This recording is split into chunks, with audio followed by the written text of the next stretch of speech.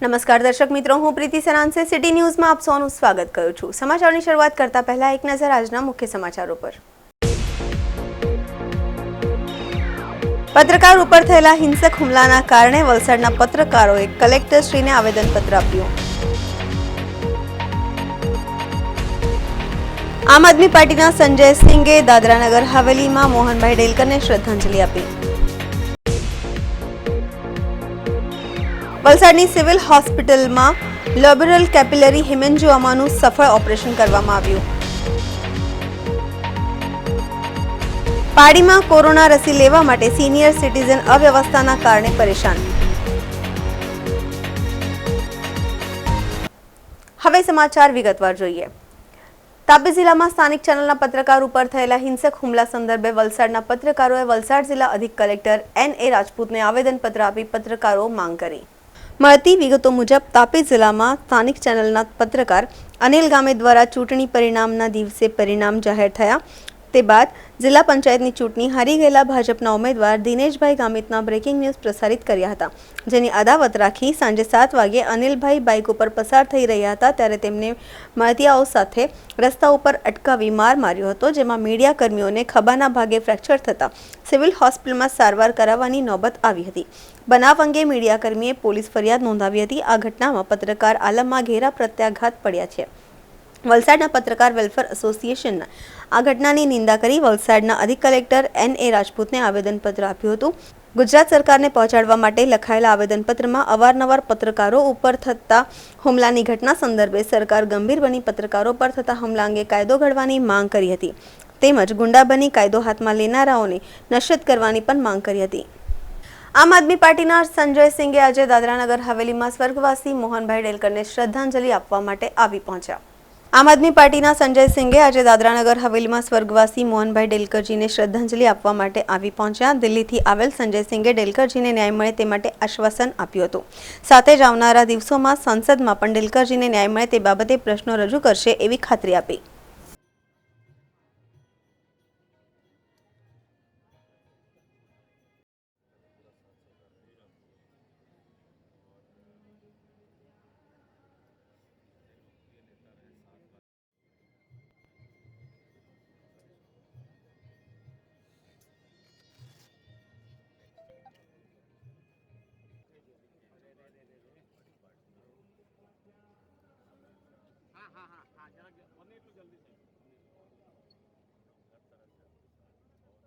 दिल्ली के मुख्यमंत्री और आम आदमी पार्टी के राष्ट्रीय संयोजक अरविंद केजरीवाल जी की ओर से और अपनी पार्टी की ओर से उनके दुखद निधन पर, इस दुर्भाग्यपूर्ण मृत्यु पर अपनी श्रद्धा सुमन हम लोगों ने अर्पित की, श्रद्धांजलि अर्पित की।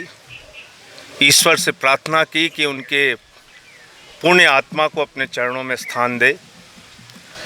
दुनिया के सबसे बड़े लोकतंत्र में 7 बार के चुने हुए लोकसभा सदस्य को आत्महत्या करने के लिए मजबूर होना पड़े, यह हिंदुस्तान की आज़ादी के बाद पहली घटना है।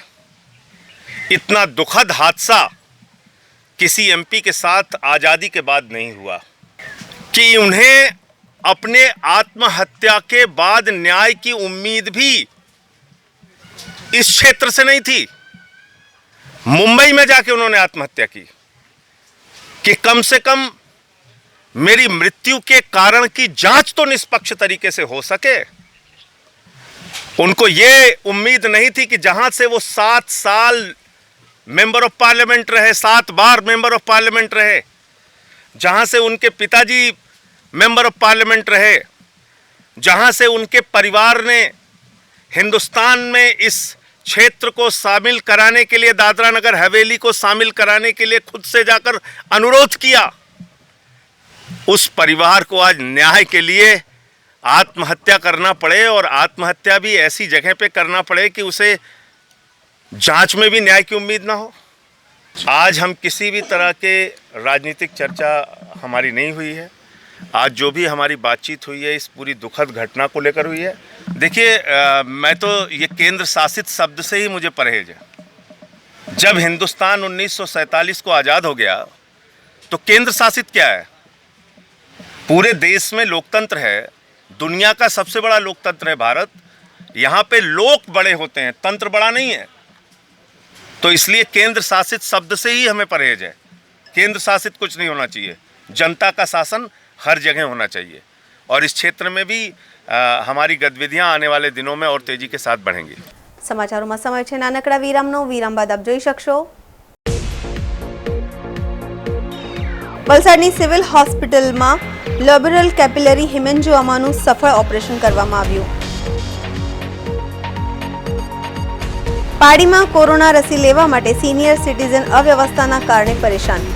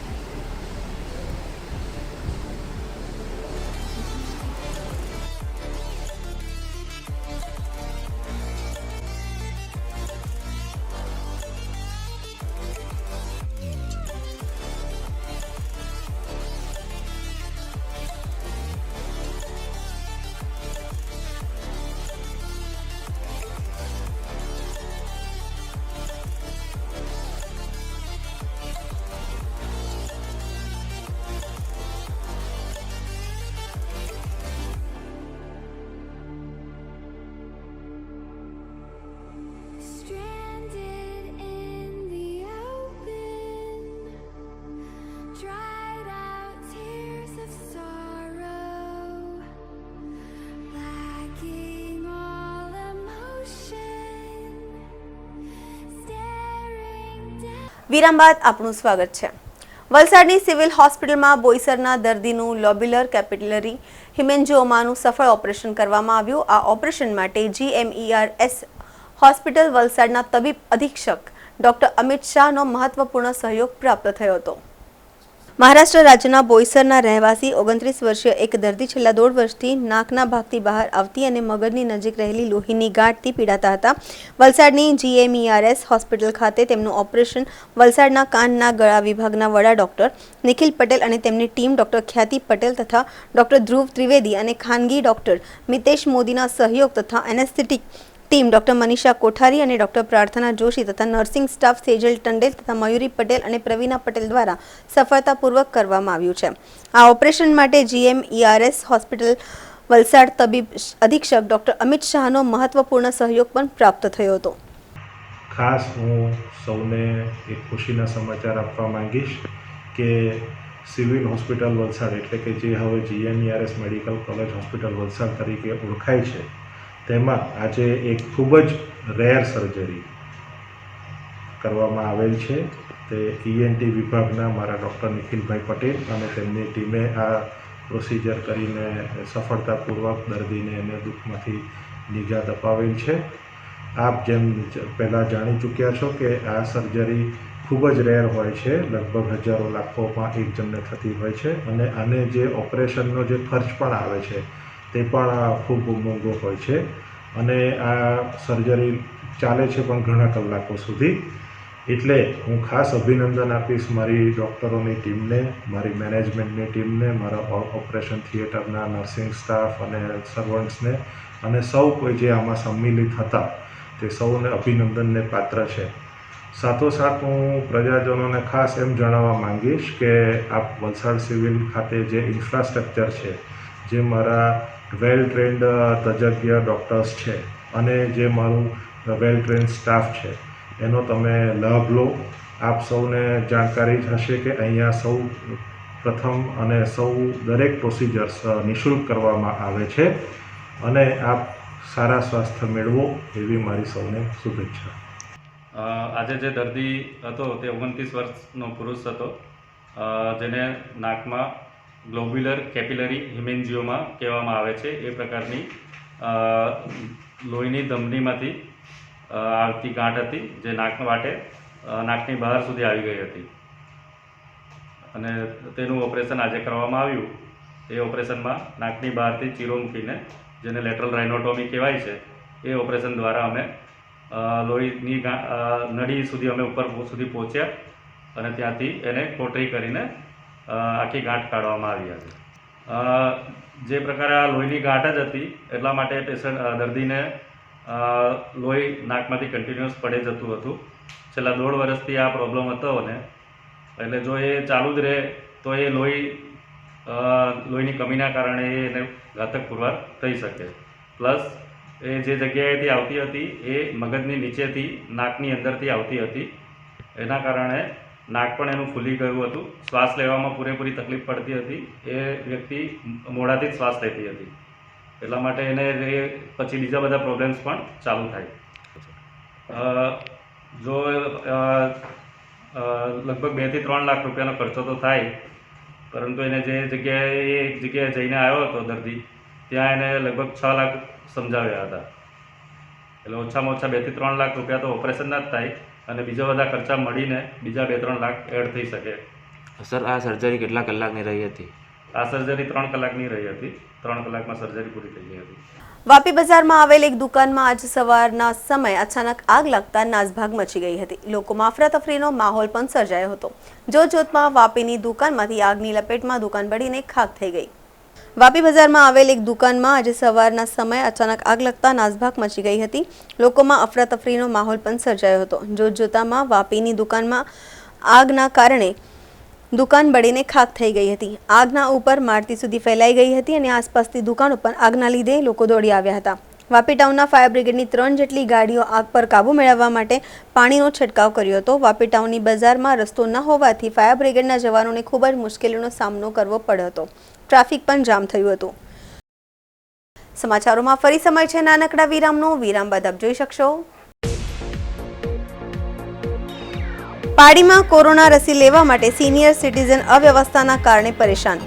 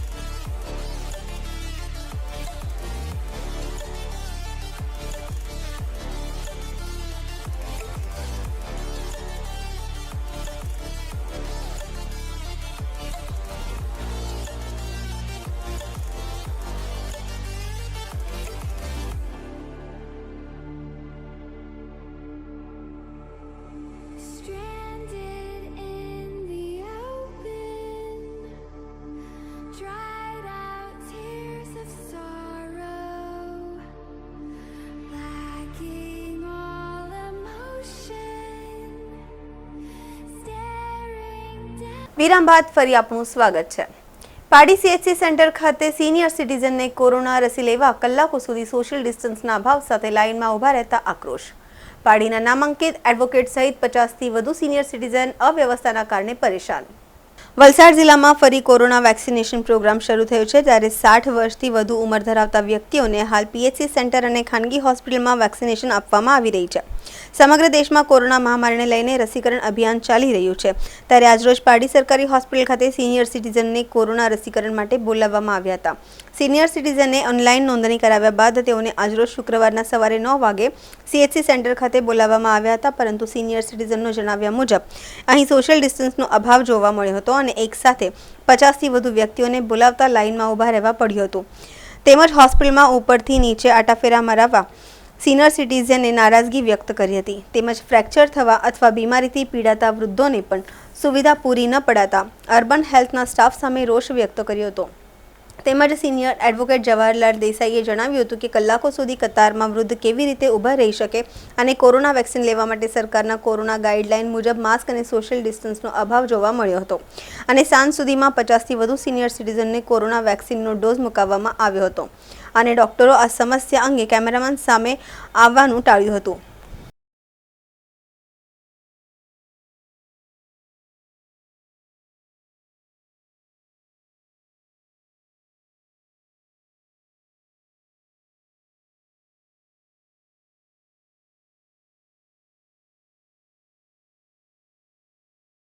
છે તે રીતે કે એ લોકો જે નંબર પ્રમાણે બોલાવવા જોઈએ, એ લોકોની લાઈન ગોઠવવી જોઈએ, તે નથી કરતા.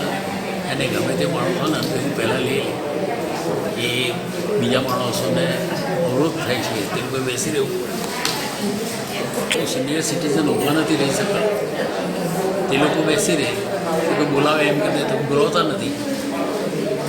1.25 કલાક થઈ ગયો મને બેઠા. તકલીફમાં આ જ તકલીફ છે કે there is no well organise systems for giving. તેમાં બી તો તકલીફ થાય કે કોરોના હજી ચાલુ છે, તેમાં બધાનો મેળો થાય, એમાં ડિસ્ટિંક્શન નથી રહેતું. એમાં જે લોકો સિનિયર સિટીઝન કરતાં બી જે લોકોની શારીરિક તંદુરસ્તી સારી નથી, એ લોકોને વધારે તકલીફ પડે છે. એ લોકોએ ઓનલાઈન જો લીધેલું હોય તો તે લોકોને નંબર્સ આપવા જોઈએ, ટાઈમિંગ જુદા જુદા આપવા જોઈએ કે જેથી કરીને તે ટાઈમસર માણસો આવી શકે, વેક્સિન લઈ શકે ને. કાલે ઓનલાઈન નામ લખાવ્યું અને આજે કીધેલું કે સવા 9 વાગે તમારે આવી જવાનું. સવા 9 વાગે અમે અહીંયા આવી ગયા, પહેલાં કીધું કે નીચે નામ લખાવો, પછી તો નીચેથી ના પાડીને કે ઉપર નામ લખાવો, પણ પછી એમ કીધું કે તમે નીચે જાઓ. આ સિનિયર સિટીઝન મારા માણસ કેવી રીતે દોડ કરે. અને બીજું કે વ્યવસ્થા બરાબર નથી, કારણ કે ડિસ્ટન્સમાં નથી, માસ્ક નથી પહેરેલા ને બધાને પહેલાં તો બધા ઝઘડો જ જેવો થયો, કારણ કે એટલા બધા માણસને આજે બોલાવેલા કોરોનાની રસી મૂકવાની હોય ને આટલા બધા માણસને બોલાવે બરાબર નહીં કહેવાય. ના બરાબર નથી મળ્યો. મારા જેવી તો ફ્રેક્ચરવાળી છે, હું રિક્વેસ્ટ કરવા ગઈ પણ મને ના પાડી. એ તો હોય જ આટલા બધા ઉંમરવાળાને તમે આવી રીતે ઊભા રાખો, જે ડિસ્ટન્સ છે કંઈ નહીં મળે, બરાબર યોગ્ય નહીં કહેવાય. મારા નંબર તો મારા પડોશી જે છે એ લોકો છોકરા જેવા છે મારા, એમની મારફત મેં ફોન કીધો એટલે મારો નંબર લાગ્યો, કારણ કે મને 2 ફ્રેક્ચર હું કેવી રીતે બેસી શકું, તો પણ મને એ લોકોએ ના પાડી. પછી તમે આવો. બધા જ વડીલોની આ જ પરિસ્થિતિ થઈ, પણ કિંજલબેન પંડ્યા આવ્યા અને તેમણે શું કીધું કે કાગળ પર બધાના નામ નોંધા અને એવી રીતે નામ બોલીને એણે બધાને અંદર મોકલ્યા. 50ની ઉપર થઈ ગયું છે.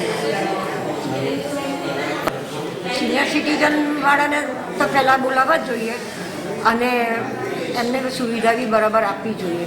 અને અમારા જે ઇન્જર્ડ હોય તેને તો પહેલાં જ હું કહેવા ગઈ તો મને ના પાડી કે એ તો બધા જ આવે એવી રીતે, એટલે એ નહીં ચાલે.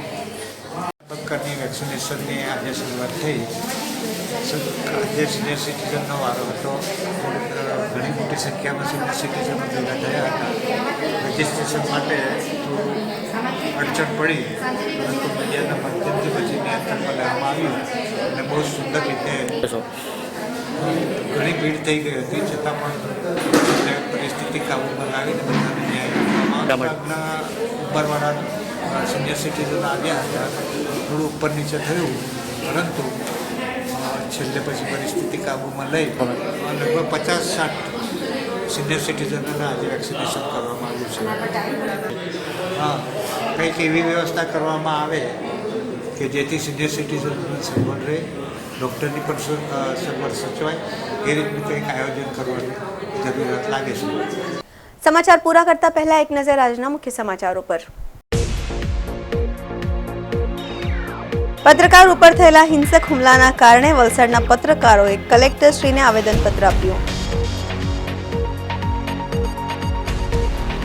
આમ આદમી પાર્ટીના સંજય સિંઘે દાદરાનગર હવેલીમાં મોહનભાઈ ડેલકરને શ્રદ્ધાંજલિ આપી.